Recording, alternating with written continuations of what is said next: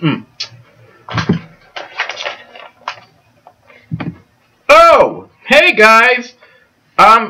This is Gonzo here. Greetings to another. There's enough Cormid in the house. Well,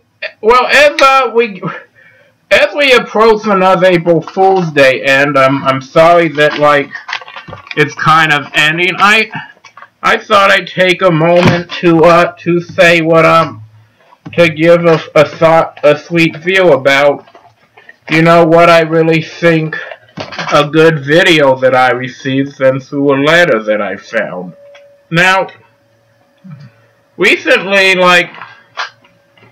there's this conspiracy, since I'm still not doing conspiracy series yet, that comes into mind that involves about this thing where,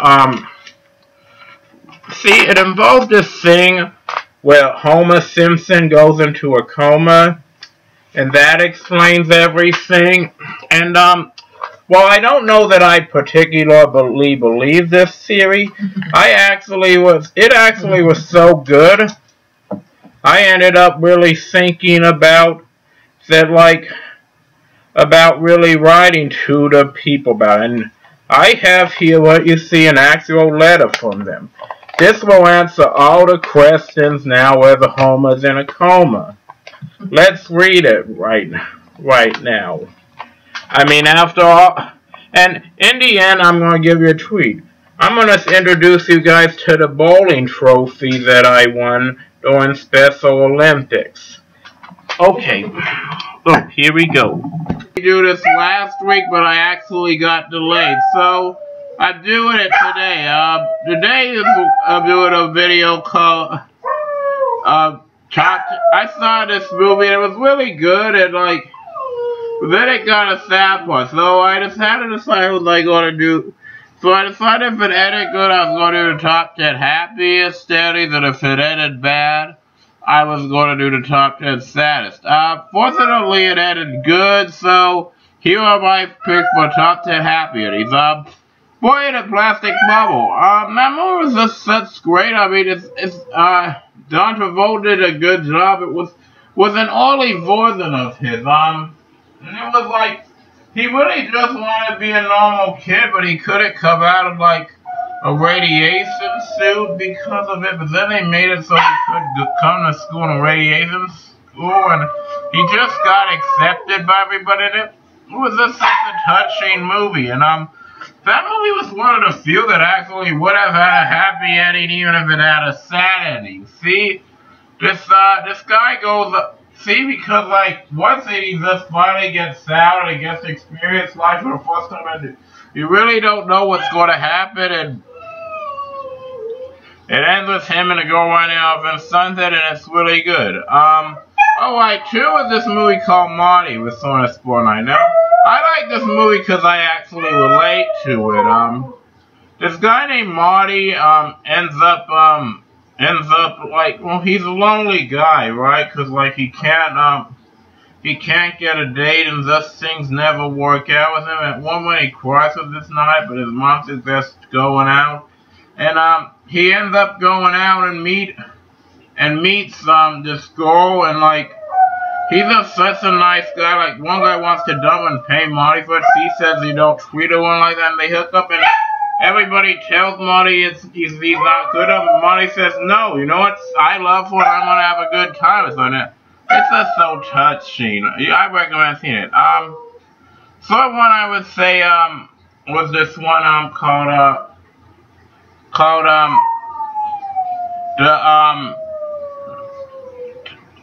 what's that one movie? Oh, it's that one called, It Takes Two.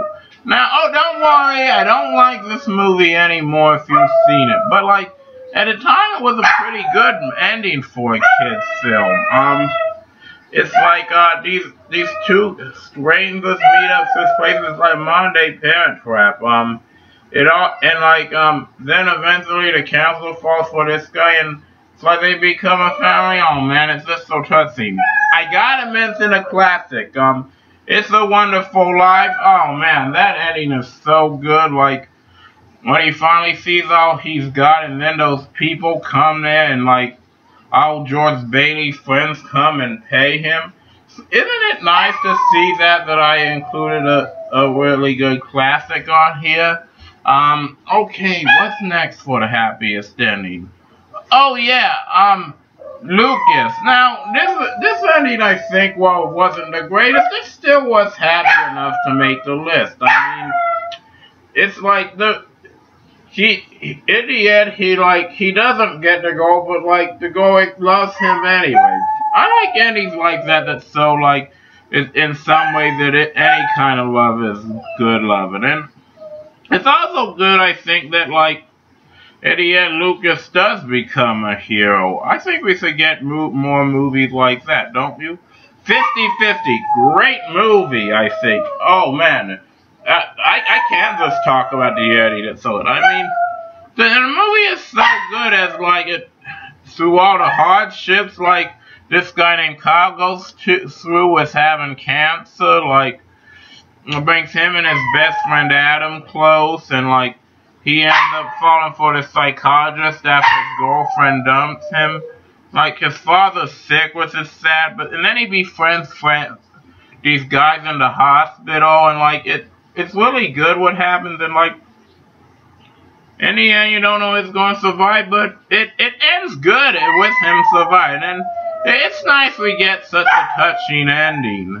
While we're on the subject of cancer movies, one I really like is one I've seen more recently, Danny Collins, with Al Pacino. Oh man, it's another great movie. I just really love that thing. It's like it really actually isn't about cancer. It's about a relationship between a man with his family. But like the end is just so touching. I mean, I wish you could see more endings like that. Another movie I saw recently, Five Flights Up. Oh, great ending. I mean, it's like.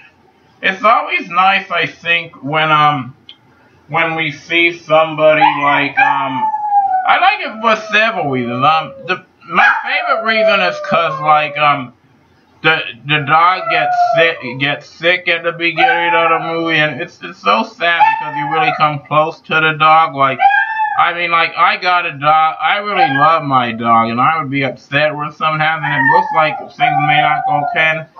It's nice he makes it through. It's also nice that Alex and Ruth, the lead characters, like end up making a decision that makes them happy. And like, oh man, it's such a great film. Like, you've got to see it, I think, if you haven't saw it, I think. Okay, the final two. Okay, this movie I think is, Hey guys, Fozzie here, and welcome to the last edition of Fozzie at Home Halloween's month.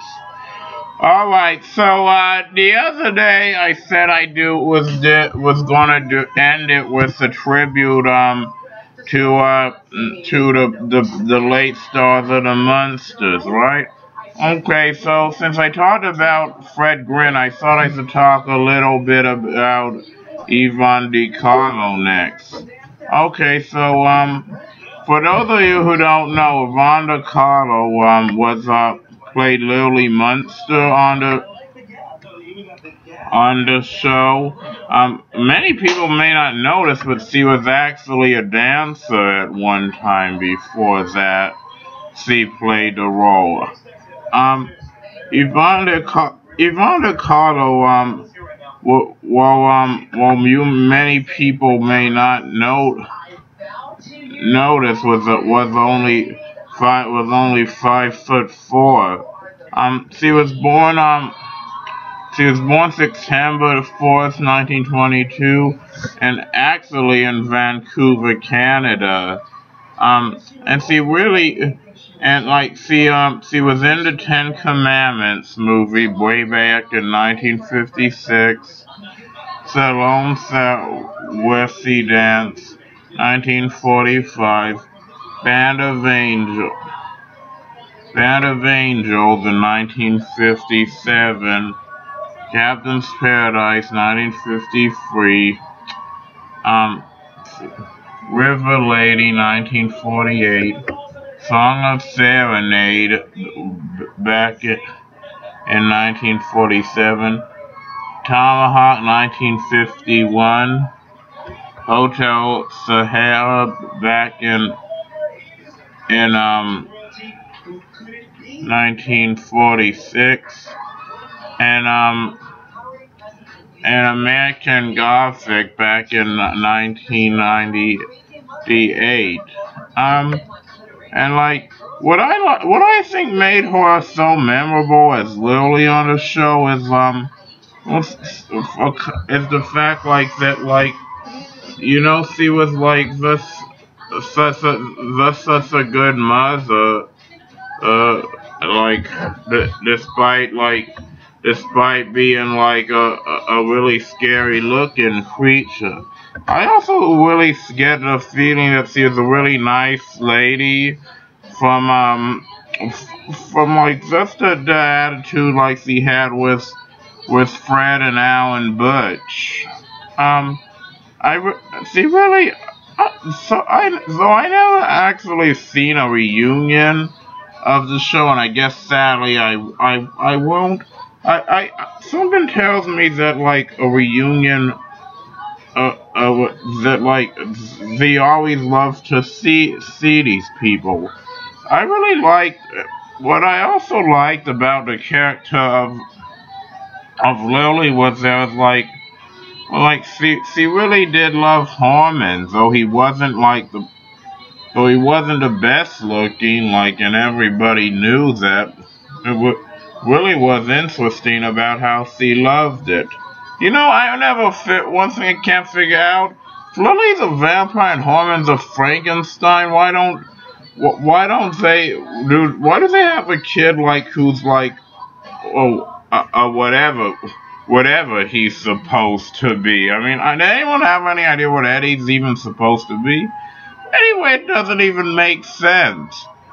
I mean, like, and like, for that matter, why does Lily have a father who's also a vampire, which would make sense?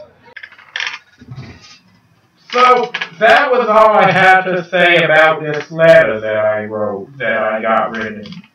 It's a pretty cool series about an April Fool's series, isn't it? Well, guys, thank you so much again for watching. And sorry this is a little late, but and I wish I could say this was a joke, but I got stung by a bunch of bees today. But anyway, that's one thing I wish I could say is a joke. And my pet cat Coco over here will tell you the same thing. Aren't you a cute little fella? Okay.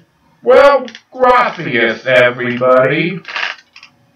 Aloha. And the Breaking Bad scene will play.